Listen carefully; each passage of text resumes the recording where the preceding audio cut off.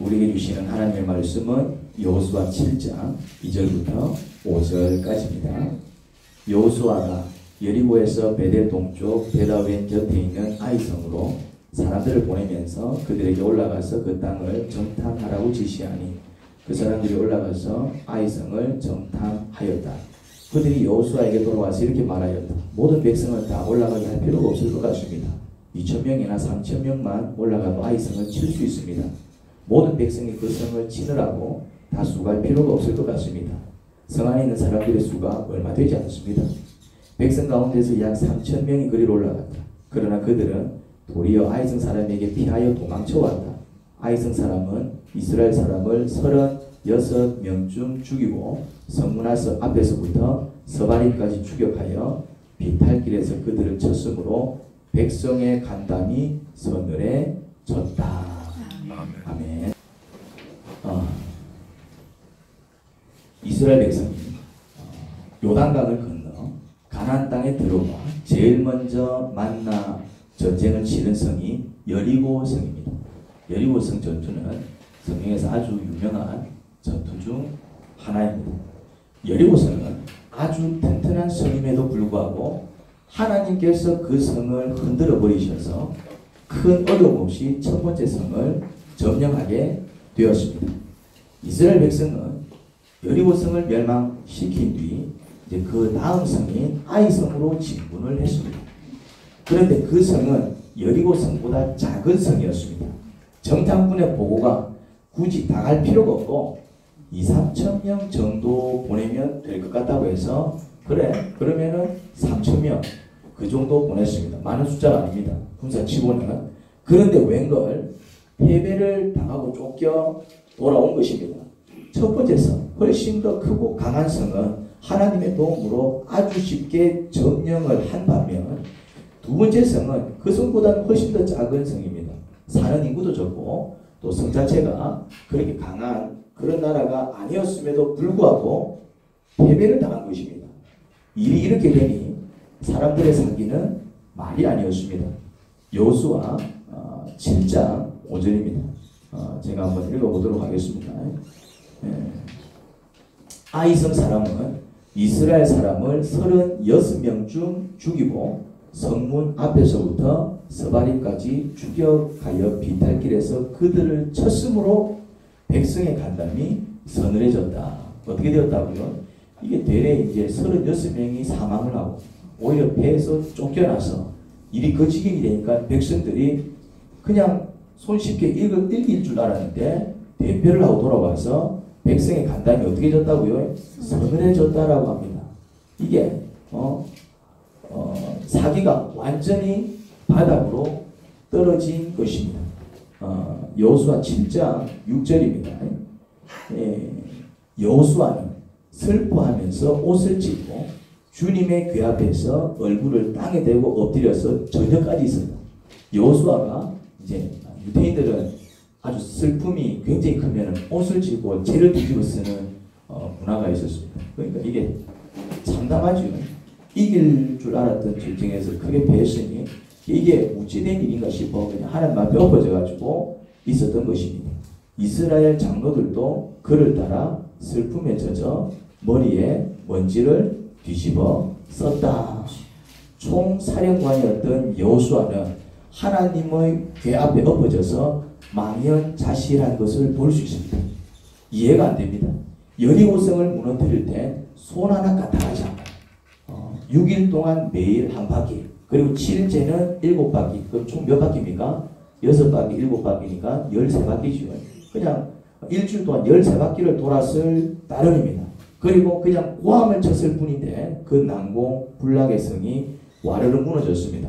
하나님께서 도우신 것입니다. 그렇지 않고서는 뭐 13바퀴 돌고 광 한번 질렀다고 해서 성이 그렇게 무너질 수 없습니다. 하나님께서 도우신 전쟁이라고 밖에 볼 수 없는데 여리고성보다 훨씬 약하고 작은 아이성 전투에서는 허무하게 패배했습니다. 전혀 하나님의 도움을 받지 못했습니다. 참 이해가 안 되는 대목입니다. 도와주실 거면 끝까지 도와주시든지 아니면 아예 처음부터 돕지 말든지 그러면은 뭐 기대조차 하지 아니하였을 것 아닙니까?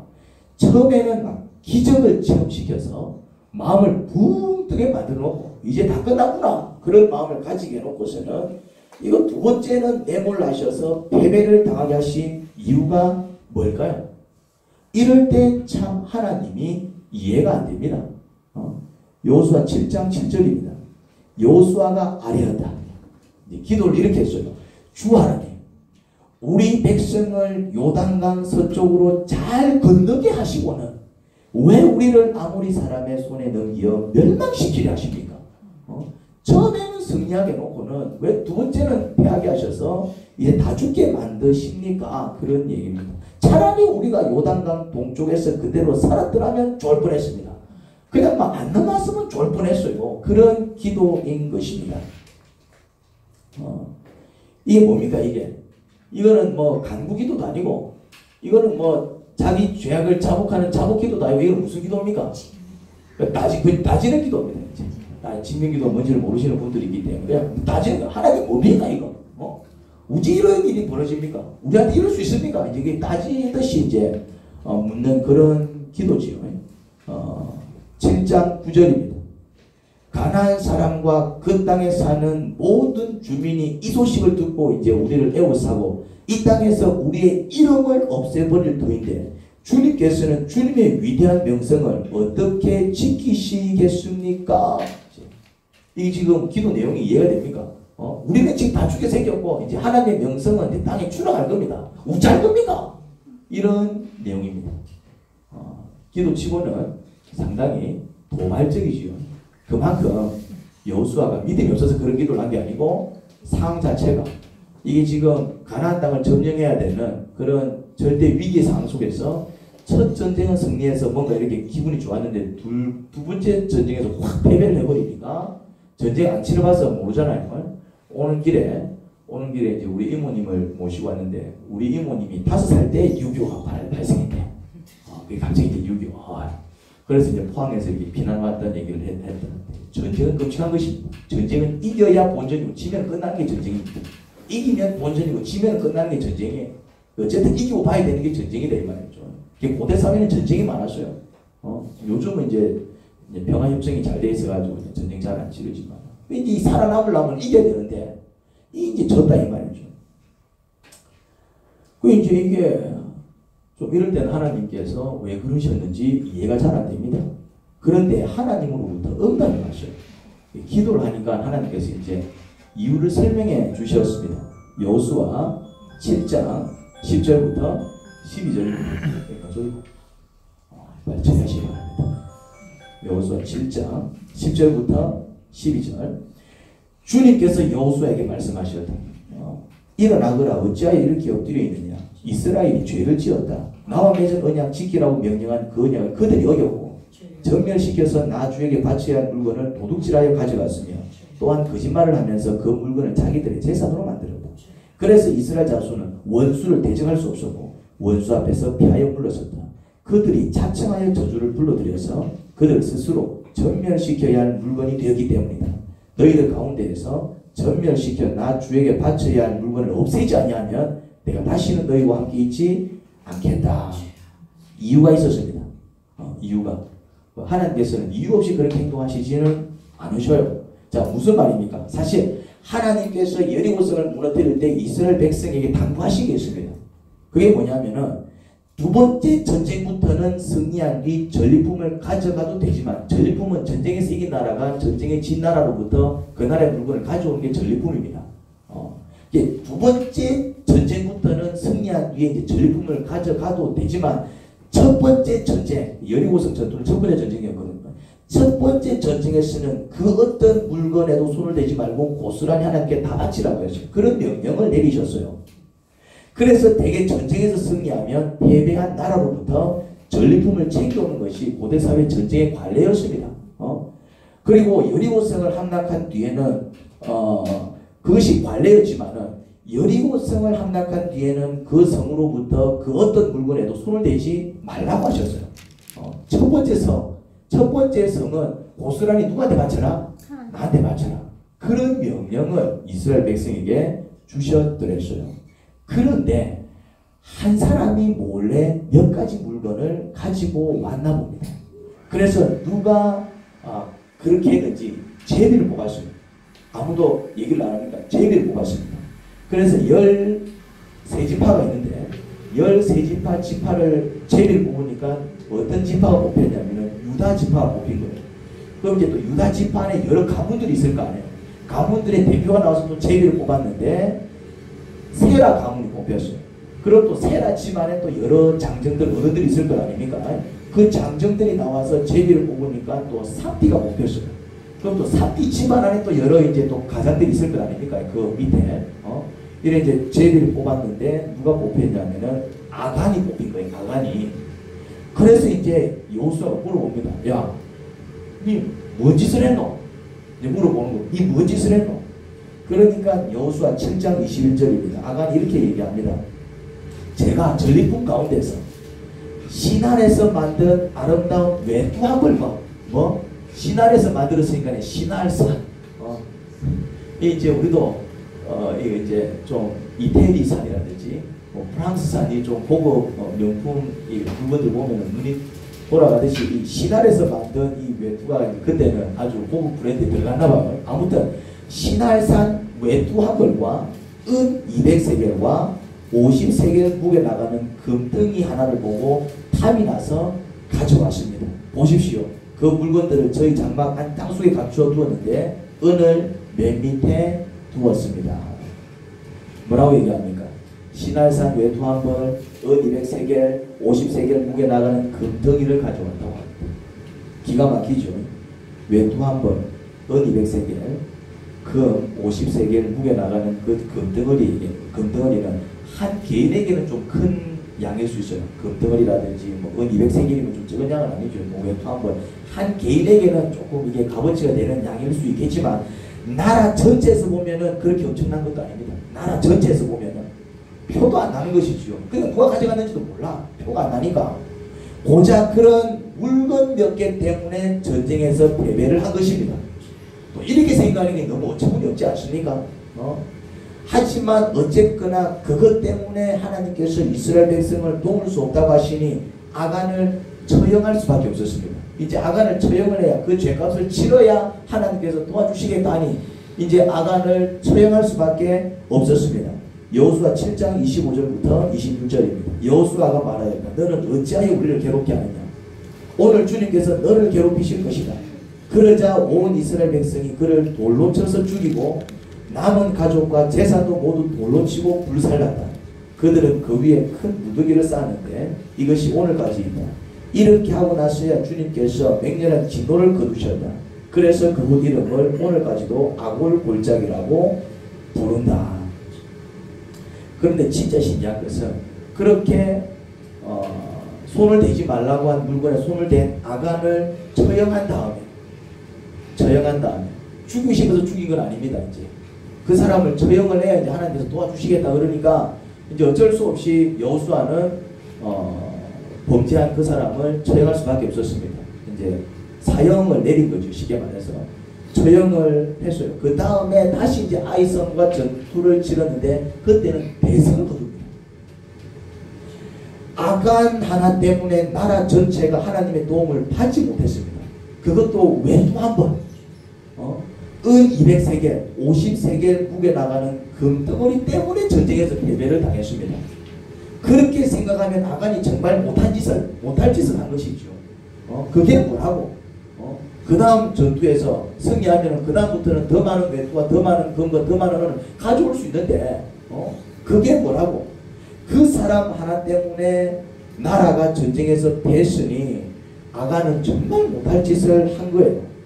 그런데 이것도 다르게 생각하면 이런 의문이 들 수 있습니다. 다르게 생각하면 내가 이제 들었던 의문입니다. 어떤 의문이 드냐면 하나님 참 쪼잔하시다. 1000명이 물건을 훔친 건 아니고 물건을 훔친 사람이 1000명도 아니야. 물건을 훔친 사람이 100명도 아닙니다. 100명. 물건을 훔친 사람이 10명도 아니야. 그 많은 백성들 가운데에 백성이면은 사람 수가 많을 거 아닙니까? 나라 전체인데 그 중에서 몇 명? 딱 한 명. 딱 한 명이 물건을 훔쳤을 뿐인데 그리고 그 한 명이 어마어마한 양의 물건을 훔친 것도 아니야. 뭐 안 훔쳤습니까? 외투 한 번. 그리고 이제 은 200세겔이면은 뭐 이렇게 자기가 들 수 있는 만큼이겠죠. 어느 정도는 자기 모르겠 어쨌든 지가 들 수 있는 만큼일 거 아니야. 그리고 금 한 덩어리 해봤자 그것도 지가 들 수 있는 만큼이겠지. 뭐 한 개인으로 보면 조금 풍성한 양이겠지만 나라 전체에서 보면은 그게 아주 미비한 양이잖아요. 그것 때문에 화가 나서 전쟁에서 패하게 하셨다. 또 이렇게 생각을 하니까 하나님 이거 너무 쪼잔하신 거 아이가? 그런 생각이 드는 거예요. 1000명, 10,000명 정도 그런 짓을 했으면은 야 이거 안 되겠네. 그런 생각 들 수도 있어요. 몰라도 막 금덩어리도 막 진짜 큰 금덩어리 막 술에 몇 술에 끌고 가갖고 막 몇 술에 막 실어 왔다든지 좀 이래 범죄 사이즈가 크면은 뭐 아유 왜 그랬을까 싶은데 이거는 양을 따져봐도 뭐 양이 그렇게 얼마 되지 않는 양이고 많은 사람이 했냐 봤더니 많은 사람이 한 것도 아니고 고작 몇 명? 한 놈이 그렇게 한 거예요. 한 놈이.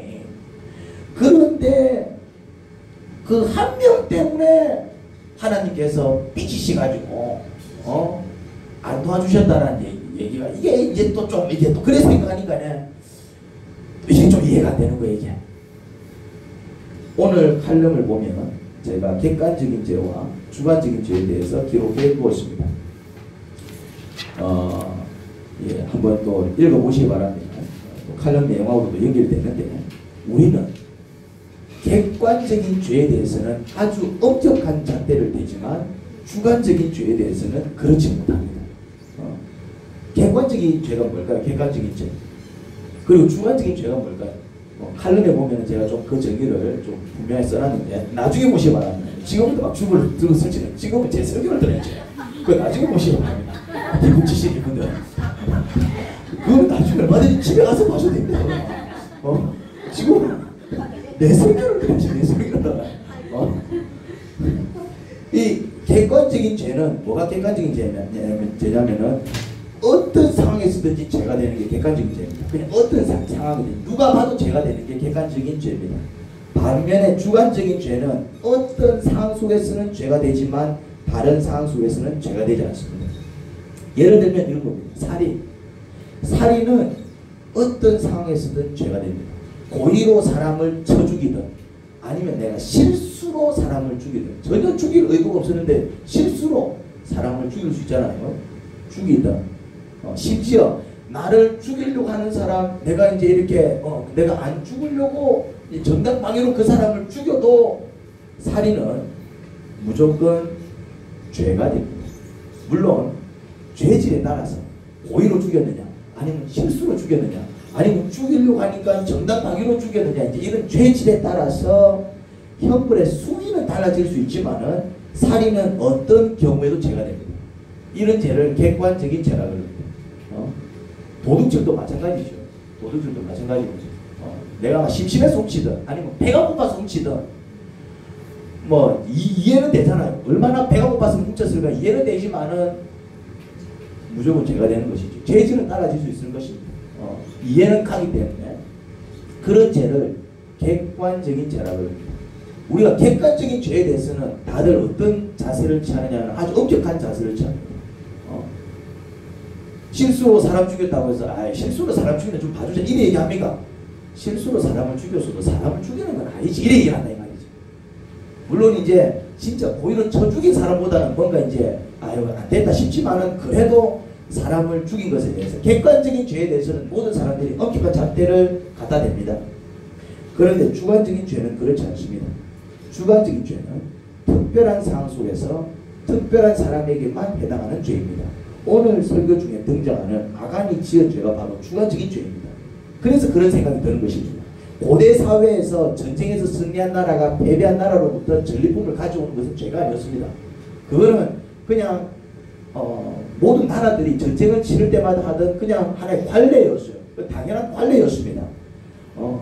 고대 사회에서 전쟁에서 승리를 거둔 나라가 패배한 나라의 물건을 전리품으로 가져오는 것은 도둑질이 아니라 그건 뭐라고요? 그냥 당연한 일이었습니다. 승리자의 그냥 기쁨인 것이지요. 그리고 이스라엘 백성도 전쟁에서 승리한 이 패배한 나라의 물건을 전리품으로 가져오기 뭐 흔하였습니다. 하나님께서 그때마다 왜 전리품을 가져왔냐 하면서 혼을 내신 적은 없습니다. 그런데 여리고성을 무너뜨릴 때 아간이 그 성에서 금덩어리와 외투를 몰래 가지고 온 것은 아주 큰 죄가 되어 그는 물론이거니와 그 가족 모두가 돌에 맞아 죽는 형벌을 받았습니다. 보통 때는 죄가 되지 않던 게 여리고성에서 전리품을 가지고 온 것은 그것도 고작 몇 개 가지고 왔을 뿐인데 큰 죄가 되어 일가족이 죽임을 당했습니다. 왜지요? 이게 주관적인 죄인데 우리는 주관적인 죄에 대해서는 굉장히 관용적인 태도를 취합니다. 그러다 보니까 우리 스스로도 객관적인 죄는 목숨 걸고 안 지으려고 합니다.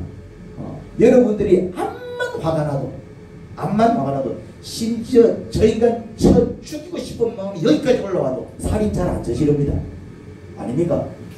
사람은 살면서 한두 번 정도는 정말 죽이고 싶을 정도로 미운 사람을 만나게 되어 있습니다.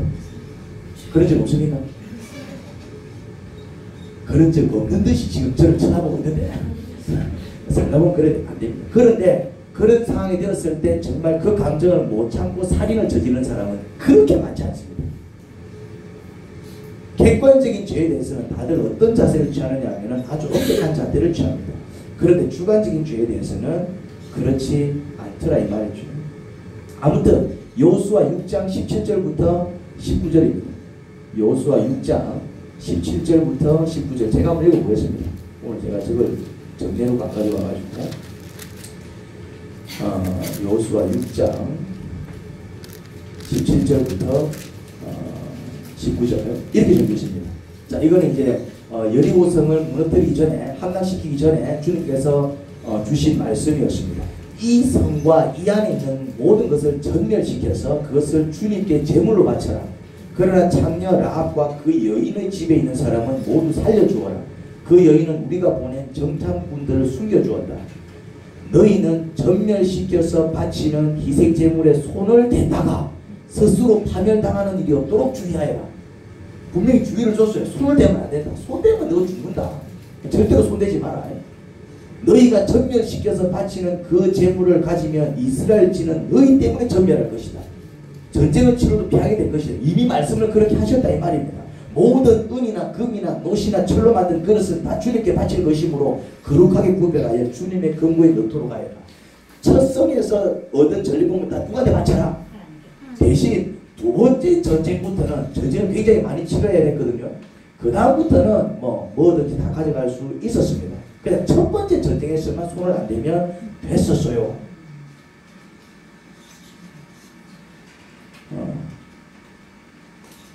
이 하나님께서 이 여리고 성은 전멸시키고 그 성의 물품은 전부 하나님께 바치라고 말씀하셨습니다. 첫 번째 성. 두 번째 성부터는 전리품을 가져가도 되지요. 손을 대면 그 자는 파멸을 당할 것이고 그로 인해서 이스라엘 전체가 전멸될 것이라고 하셨습니다. 명령이 너무나도 끔찍합니다. 그 좀 손을 댄다고. 그렇지만은 하나님은 왜 이런 끔찍한 명령을 내렸냐면은 그들에게 복을 주시기 위해서였습니다. 이 의도를 잘 아셔야 됩니다. 하나님께서 그들에게 복을 주시기 위해서 이제 이런 좀 명령을 주신 거예요. 무슨 말이냐면은 하나님은 복을 주실 때 그냥 복 주시지 않습니다. 사람들은 신으로부터 복을 받을 때 그냥 받는 줄 알아요. 복을 그냥 받는 게 아닙니다. 복은 그냥 받는 게 아니에요. 복은 어떻게 받을 수 있을까요?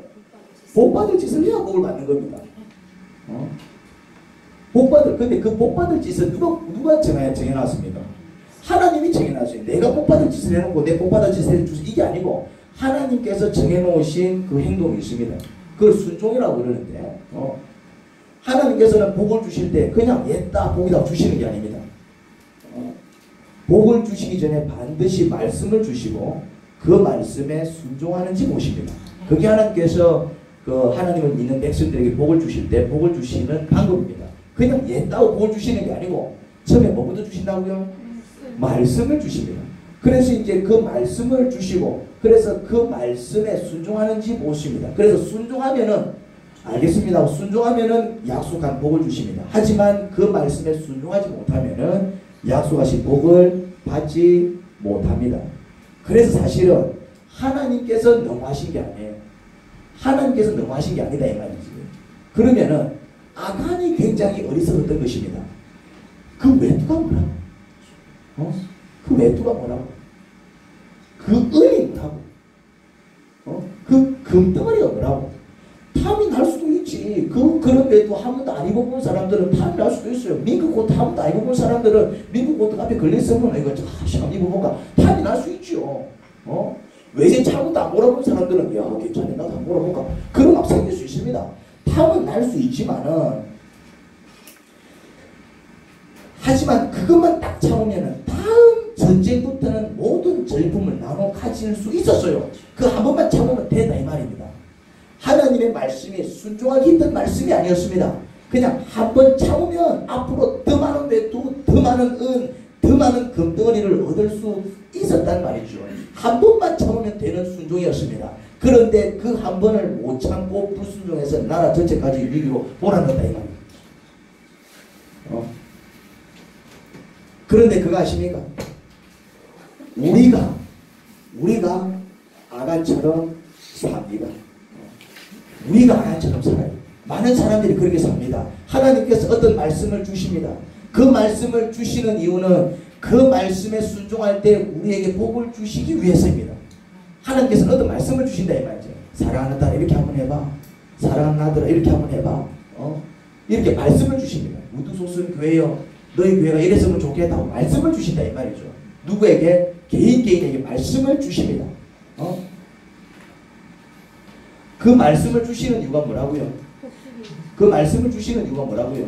그 말씀에 이제 순종할 때 우리에게 복을 주기 위해서입니다. 하나님께서는 밑도 없이 복을 주시는 분이 아니다 이 말이죠. 언제 복을 주신다고요? 순종할 때. 그래서 순종하려면 말을 들어야 되고 말을 듣고 순종할 때 이제 그게 이제 복을 받을 수 있는 복 받는 짓이 된다 이 말이죠. 그렇다고 해서 그 말씀이 굉장히 힘들고 어려운 말씀이 아닙니다. 좀 귀찮고 번거로울 수는 있어도 전혀 순종하기 힘든 그런 말씀이 아니에요. 그런데 그 한 번을 순종하지 못해서 복을 못 받는 경우가 참 많습니다. 예를 한번 들어볼까요? 이건 예입니다. 그냥 예기 때문에 혹시 또 그에 걸리시는 분들 내 들으라고 하는 소리 아이가 말이야 시험 들지 마시기 바랍니다. 예라는 것은 예를 들어도 예가 바르니까요. 근데 또 이제 그에 해당되는 사람이 있을 수 있잖아요. 저는 전혀 그런 의도 없이 얘기하는 거니까 혼자 시험 들어가고 나중에 뭐 저 목사 인간이 되니 안 되니 그런 소리 하지 마시기 바랍니다. 미리 말씀드립니다. 저는 이제 우리 교인들 이렇게 이제 좀 신앙생활을 제대로 하기를 원하시는 분들한테 제가 묵상하는 법을 가르쳐 드려요. 큐티를 가르쳐 드리죠. 큐티를. 그래 큐티를 이제 가르쳐 보면은 그거 이제 이렇게 하는데 얼마나 걸리냐면은 빠르면 20분, 조금 천천히 하시는 분도 한 30분이면은 다 해요. 뭐 거기다가 좀 이렇게 깨달은 말씀 붙들고 뭐 기도까지 해도 한 10분, 15분 더 합니다. 한 30분, 40분 정도면은 큐티를 완성합니다. 그런데 큐티 한 번 하는 것은 그냥 좀 귀찮은 정도예요. 그냥 본문을 한 서너 번 읽고 내용을 요약하고 그냥 뭐 나름대로 그냥 정답도 없어 그냥 깨달으면 이래서 쓰면 되는데 그냥 그렇게 힘든 게 아닙니다. 대학 입시 공부만큼이나 막 골머리 앓게 하는 그런 게 아니다 이 말이죠. 요새 공무원은 막 무슨 하버드 대학 들어가는 거 더 어렵다 그러더라고. 그냥 20분, 30분 그런 시간은 사실 훅 지나가는 시간입니다. 그렇지 않습니까? 훅 지나가는 시간이 20분, 30분입니다. 그렇게 긴 시간도 아닙니다. 근데요, 그걸 못해요. 그거 순종할 때 그 하루를 하나님께서 책임지시고 함께 하시는데 그거 못하는 거예요. 그래 놓고 또 정작 어려운 일을 당하면은 왜 또 나한테 이런 일 이러면서 막 하는 거고 막. 큐티는 한 해 지나지 않습니다. 하나님의 뜻이 뭔지 분명하게 알면서도 불구하고 에이 꼭 그렇게 해야 돼 그러면서 자기 생각과 자기 방식대로 해버립니다. 아간이 외투 한 벌과 은과 금덩어리를 챙길 때 그 하나님 말씀을 알았을까요? 몰랐을까요? 알았습니다. 왜? 그 말씀은 중요한 말씀이기 때문에 나라 전체 공포하고 전쟁을 치렀어요. 다 알았습니다. 그런데 알았는데 왜 가져가서 알았는데 하나님 말씀을 가볍게 여겼기 때문에 이렇게 생각한 거예요. 에이 외투 한 벌인 거라고. 외투 한 벌인 거라고. 내가 뭐 외투 10벌 가져가는 것도 아니고 외투 한 벌이 뭐라고?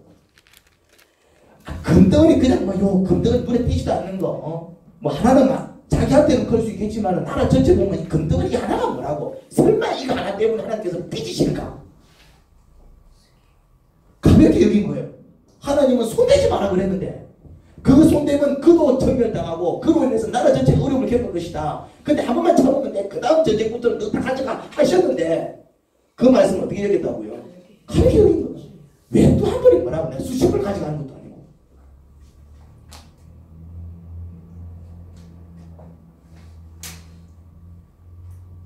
아간이 그렇게 생각했다 이 말이죠. 맞아요. 하나님께서 아무런 말씀을 하지 않았으면 전쟁에서 승리한 나라가 패배한 나라로부터 전리품을 가지고 가는 것은 죄가 아닙니다. 그게 죄가 아니에요. 하지만 하나님께서 앞으로 그들에게 큰 복을 주시기 위해서, 큰 복이 뭡니까? 그들과 함께 전쟁을 치러주시는 게 큰 복 아닙니까? 혼자 치르면 이길 수 없는 전쟁 하나님께서 함께 하시면 이긴다 이 말이죠. 그리고 그 가나안 땅을 그 백성들에게 주시기 위해서 그게 큰 복이죠. 이스라엘 나라가 뭐라고 그냥 노예 나라였는데 그런 나라, 큰 나라를 얻을 수 있으면 엄청난 큰 복이지요.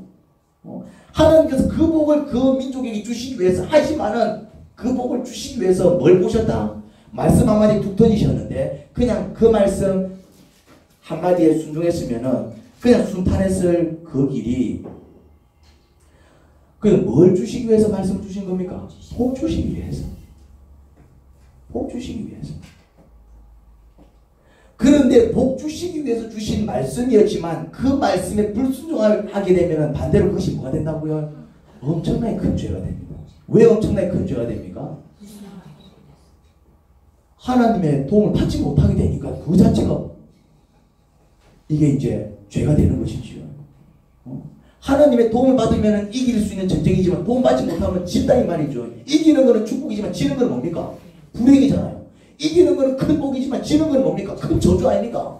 이기는 거는 정말 놀라운 은혜를 받는 것이지만 지는 건 뭡니까? 다 죽는 거지. 그러니까 이게 복과 저주가 한끗 차이인 것입니다. 여러분, 친구 만나는 게 죄일까요? 죄 아닐까요? 친구 만나는 게 죄입니까? 여러분, 돈 버는 게 죄일까요? 죄 아닐까요? 돈 버는 게 죄입니까? 아닙니다. 돈 안 버는 게 죄입니다. 열심히 안 사는 거기 때문에. 친구를 안 만나는 게 죄일 수 있습니다. 대인관계를 잘해야 되잖아요. 하지만 하나님께 복을 받기 위해서 하나님의 일을 먼저 하기로 해놓고 하나님의 일을 제쳐놓고 친구를 만나러 가면 그때는 어마어마한 죄가 되는 것입니다. 여기서 다 걸리는 거예요, 사람들이. 친구하고 만났다고 해서 뭐? 맞아요. 왜 또 한 번이 뭐라고? 금덩어리 하나가 뭐라고? 그런데 하나님의 약속과 말씀이 걸려있을 때는 그게 엄청난 죄가 되는 거예요. 친구 만나는 게 뭐라고? 돈 버는 게 뭐라고? 그렇지만 하나님의 약속과 말씀이 걸려있을 때 그 말씀 제쳐놓고 친구를 만나러 간다든지 그 말씀 제쳐놓고 뭔가를 하게 될 때는 심지어 물 한 잔 마셔도 그 물 한 잔 마시는 게 엄청난 죄가 된다. 뭘 제쳐놓고? 하나님의 약속, 그 말씀을 제쳐놓고 뭔가를 했을 때는 그 행동이 그냥 행동했을 때는 아무렇지도 않은 행동일지라도 하나님의 약속과 말씀을 제쳐놓고 그 행동을 해버렸을 때는 그 행동이 어마어마한 죄가 되는 거죠. 다시 말해서 반대로 얘기하자면 그냥 별것 아니지만 순종했을 때는 어마어마한 복을 받을 것, 그 복을 받지 못하는 게 바로 저주고 불행이다 이 말이죠.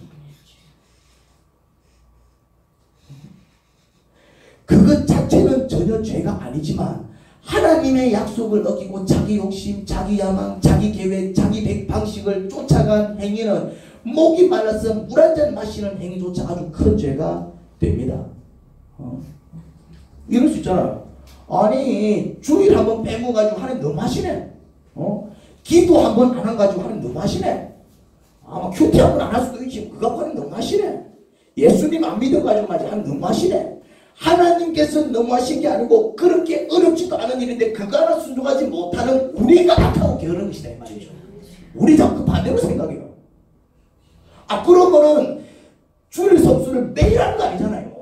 일주일에 한 번, 그것도 뭐 10시간 20시간 예배 드리는 것도 아니고 고작 1시간 예배 드리는데 그걸 못해서 복을 못 받으면은 그거 안 했다고 복을 안 주시는 하나님이 너무하신 거요. 그거 하나조차도 못하는 우리가 악하고 게으른 것입니까? 이거를 뭐래? 이 거꾸로에 거꾸로.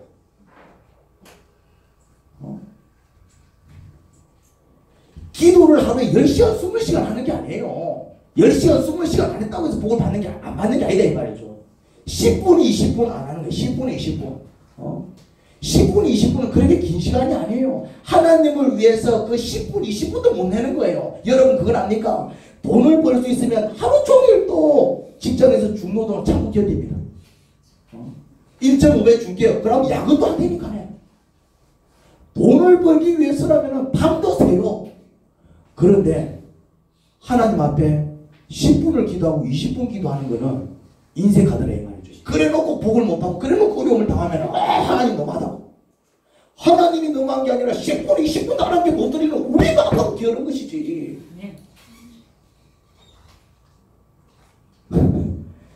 어제부터 전 교인 새벽 기도가 토요일에 시작됐습니다. 5명 와서 5명. 야, 보통 이제 하면 오늘 5명 왔습니다. 제가 무슨 얘기 하려고 하는지 더 이상 얘기하지 않겠습니다.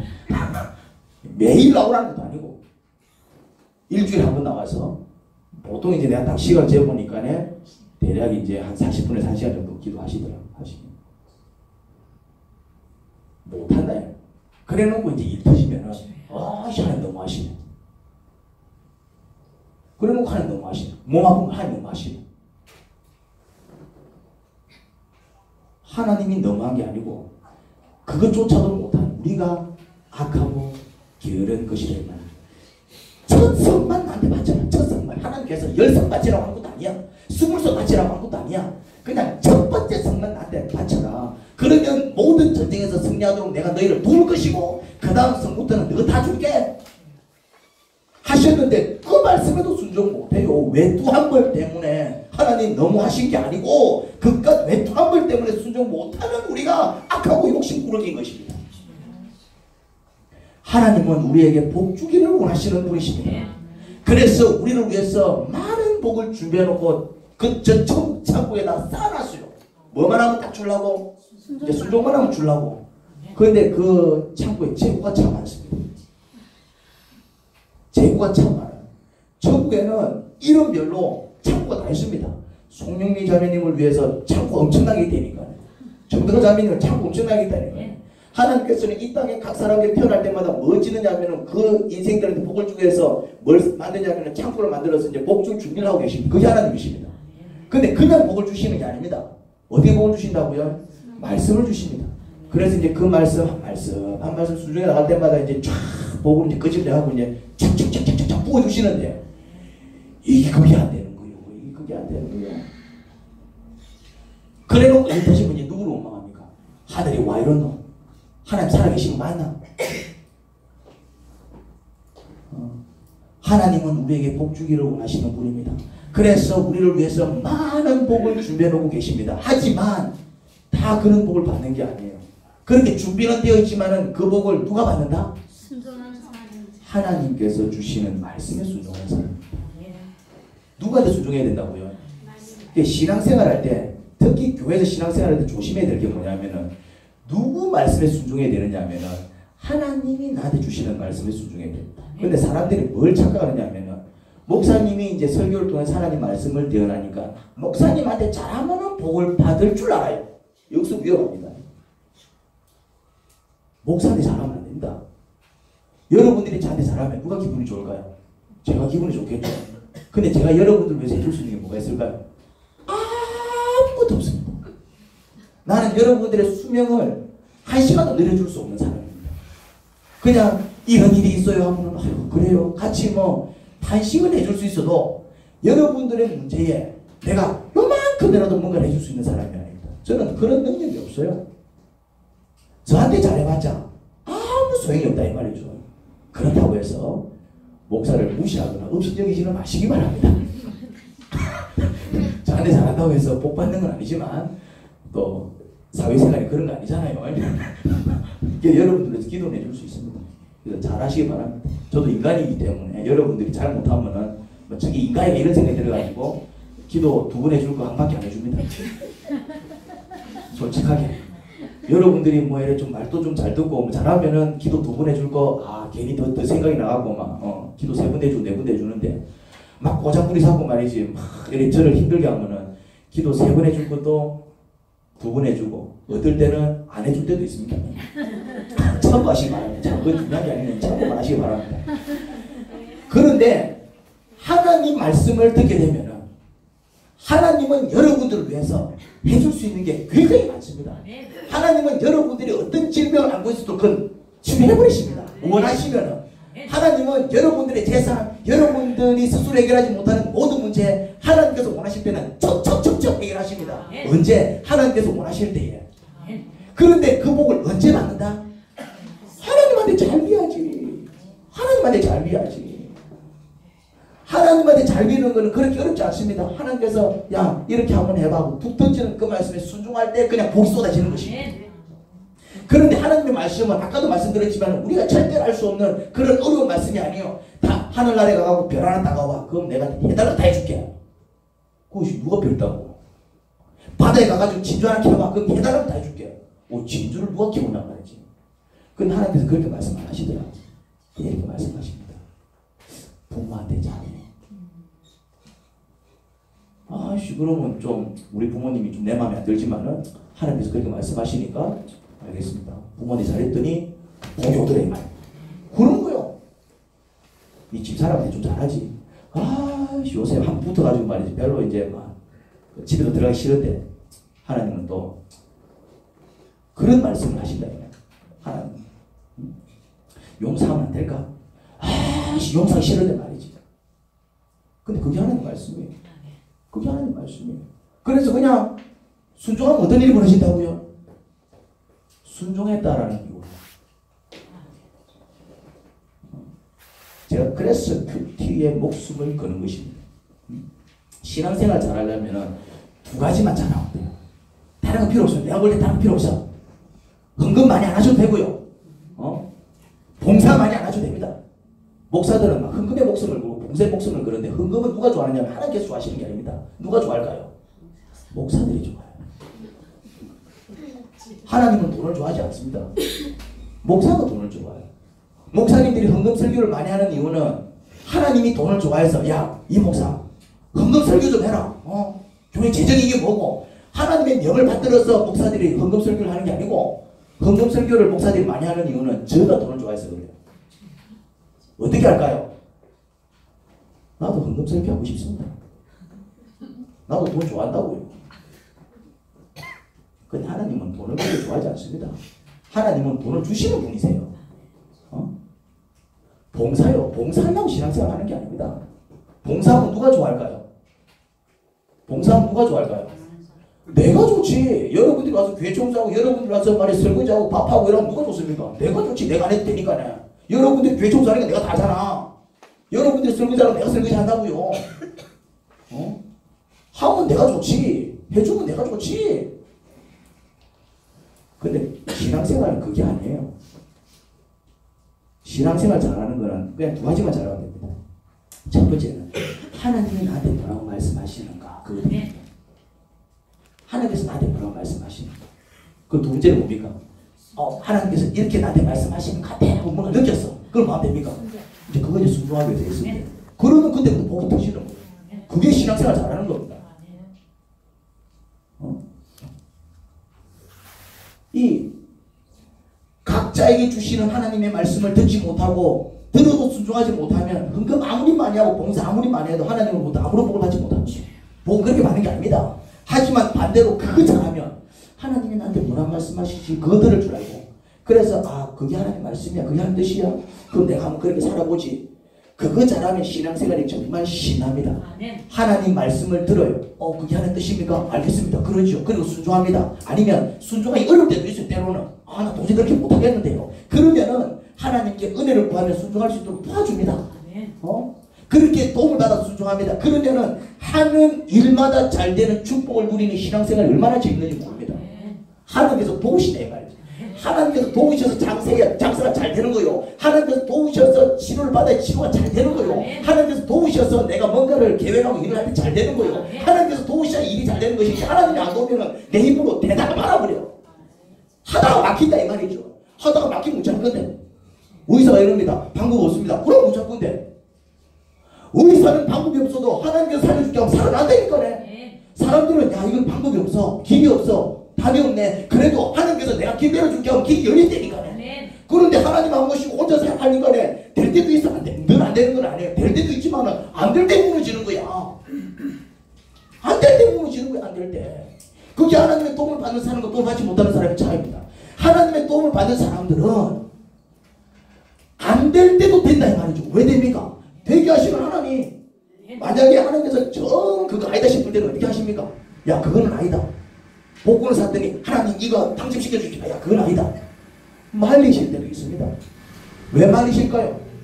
하나님께서 능이 없어서 복권 1등 당첨 안 시켜줍니까? 아닙니다. 하나님은 알아. 네 복권 1등 당첨되면 네 인생 좋으시다. 네 1등 당첨되는 순간 마누라하고 이혼할 것이고 1등 당첨되는 순간 네 친구도 개판된다. 하나님께서 그런 축복 주실까? 그거 복귀하는데 그거는. 그거 하나님께서 정확하게 판단하신다면 우리는 판단 못해. 우리는 이렇게 얘기합니다. 하나님 100원만 주십시오. 10을 저 내고 말이지. 내가 교회 하나 세우고 말이지. 하나님 원하시리라 해서 못합니다. 다 망하지. 하나님이 여러분들은 100원 주시는 이유는 100원 때문에 여러분들이 망한다 이 말이지. 100원이 좋을 것 같지요. 하나님은 정확하게 하십니다. 그냥 나한테 필요한 거, 나한테 내가 뭔가를 가졌을 때 정말 내가 행복할 수 있고 내가 정말 기쁘게 살아갈 수 있는 그게 뭔지를 아신다 이 말이죠. 그거를 얻었을 때 내 삶이 기쁨이 넘치는 것이지 뭐 100억, 200억이 우리를 기쁘게 해줄 것 같습니까? 그러면 100억 가지고 있는데도 자살하는 인간들은 뭐예요 그러면? 벤츠에 몰고 다니면서 자살하는 인간들은 뭐냐 이 말이지. 나는 똥차 몰고 다니는데도 굳건하게 살아있는데 무슨 말 이해가 안 됩니까? 재산이 50억, 60억 있는데도 말이지 댓글 때문에 자살하는 인간들은 뭐냐 이 말이에요. 이해가 안 되잖아. 그러면 돈 한 푼 없어도 꿋꿋하게 살아가면 우리는 뭐냐 말이에요. 그러면 그게 그래 되는 게 아닙니다. 그게 그래 되는 게 아니니까. 하나님이 붙들어 주실 때에 그 마음에 평안이 넘치고 하나님께서 붙들어 주실 때에 하고자 하는 그리 형통한 것이지 100억, 200억이 우리를 인생을 수단하게 만들어 주시는 게 아니더라. 할렐루야. 물론 100억 벌 수 있으면 보시기 바랍니다. 아니 벌 수 있는데 왜 못 봅니까? 거기에 집착하지 말라 이 말이지. 우리의 삶이 그냥 하나님께서 말씀을 주시고 알겠습니다. 그렇게 한번 해볼게요. 살아갈 때에 여러분들이 꼬여있고 막혀있던 모든 문제들이 해결됩니다. 하나님 아버지 은혜를 주시옵소서. 우리는 참 연약하고 부족합니다. 그런 하나님은 우리를 도우시기를 원합니다. 그런데 이놈의 거 말을 안 듣습니다. 말이라도 잘 들으면은 주께서 도우셔서 가는 길이 형통할 텐데 이 말귀를 못 알아듣고 고집을 부립니다. 그런 어리석은 삶을 살지 말게 없어서 예수님을 믿기만 하면 구원해 주시겠다 약속하셨는데 그냥 기도만 하면은 하나님께서 복을 주시겠다 하셨는데 말씀을 묵상하고 그 말씀에 순종할 때에 길을 열어주신다고 하셨는데 우리는 그거 못합니다. 귀찮게 여깁니다. 그냥 우리 생각 우리 뜻 야망 쫓아갑니다. 그래놓고 일이 꼬여 터지면은 또 하늘을 원망합니다. 그러기를 반복합니다. 이제는 우리가 그런 삶을 살아가지 않도록 도와주시옵소서. 겸손히 하나님의 무릎을 꿇고 은혜를 구하는 우리의 모습이 되기를 소원합니다. 예수님 이름으로 기도합니다.